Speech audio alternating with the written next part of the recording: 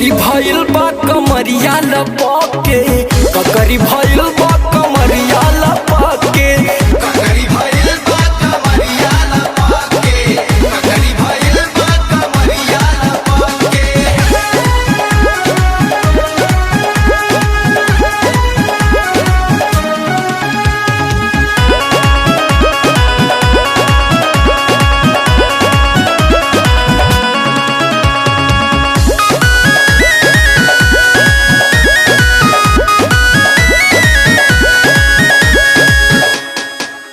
साड़ी गर्मी से भीजल बा, देह देवरू हो की जलबा,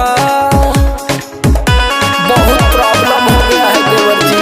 साड़ी गर्मी से भीजल बा, देह देवरू हो की जलबा, और काट ले बाड़े गलिया दोनों हपके, ककरी भइल बा कमरिया लपके, ककरी भइल